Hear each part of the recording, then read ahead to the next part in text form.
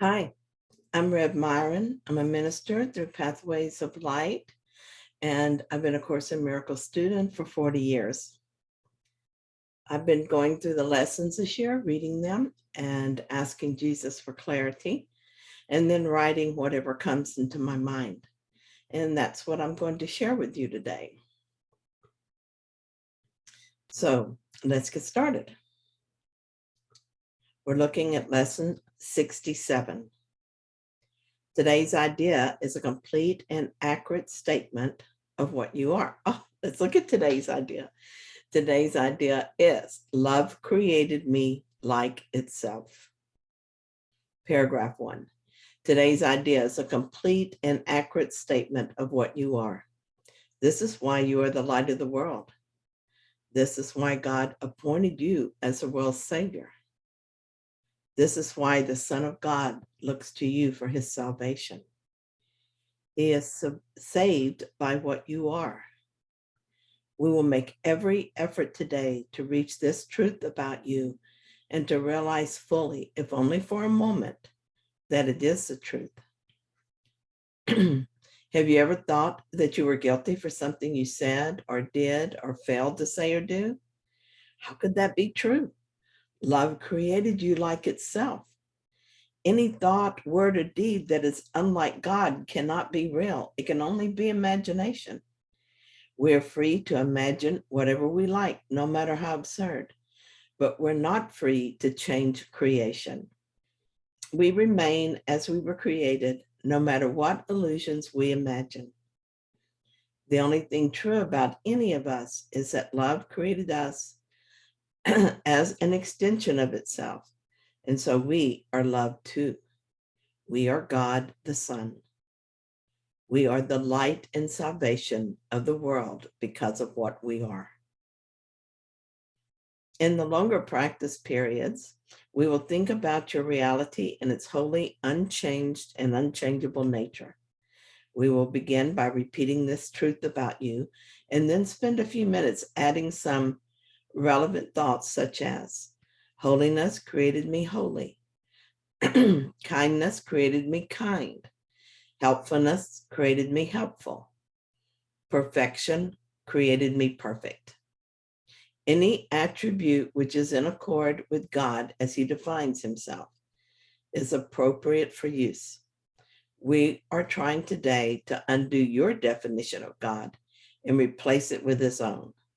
We're also trying to emphasize that you are part of his definition of himself. Most of us have a strange definition of God. Those who grew up in a religious atmosphere have learned to believe untrue things about him. We've learned to fear God, to think of him as a harsh judge. Many of us likely learned to dread his final judgment and the possibility of being consigned to hell. Jesus tells us of a different God, the true God. He says that God is love, kindness, helpfulness, perfection. His only judgment of us is that we are still as he created us. He created us eternally like him, and so we remain. An attribute of God is an attribute of us. Paragraph 3. After you've gone over several such related thoughts, try to let your thoughts drop away for a brief preparatory interval, and then try to reach past all your images and preconceptions about yourself to the truth in you. If love created you like itself, this self must be in you, and somewhere in your mind it is there for you to find. The memory of the self, the true self, is in the mind, and we can find it. This is our holy endeavor today. Let us follow these simple instructions and seek out the truth. We are meant to find ourselves, so we can. Paragraph 4. You may find it necessary to repeat the idea for today from time to time to replace distracting thoughts. You may also find that this is not sufficient and that you need to continue adding other thoughts related to the truth about yourself. Yet, perhaps you will succeed in going past that and through the interval of thoughtlessness to the awareness of a blazing light in which you recognize yourself as love created you. Be confident that you will do much today to bring that awareness near, whether you feel you have succeeded or not. Jesus is telling us that we may not feel as if we succeeded, but urges us not to be discouraged. He assures us that we have done much to bring the moment of success closer. He also tells us that we may succeed today. I appreciate his confidence in me.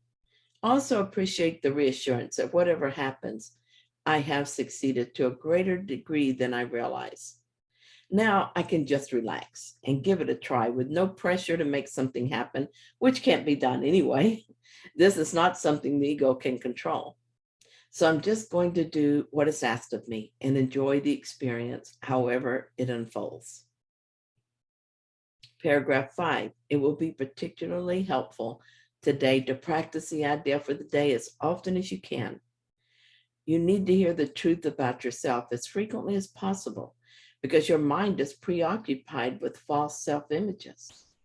4 or 5 times an hour, and perhaps even more, it would be most beneficial to remind yourself that love created you like itself. Hear the truth about yourself in this.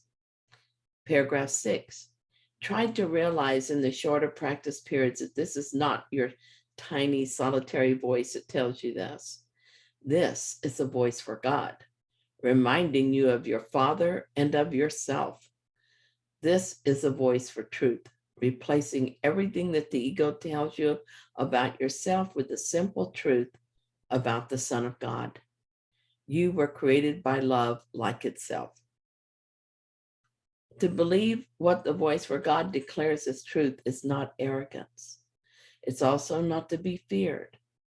Perhaps you too were aware of these discouraging thoughts. That is just the ego mind scrambling to find purchase as it feels you losing interest in it.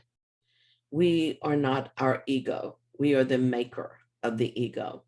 Thus, we can safely let it go as the memory of our true nature returns to us. Since we're not the ego, we do not disappear with it when we let it go. God knows us as part of himself and wants us to accept our rightful place in him where we belong. Thank you for sharing this lesson with me. Thanks for watching my video. And if you found it helpful, please like it. And if you haven't yet, subscribe. And I'll be back tomorrow with another lesson.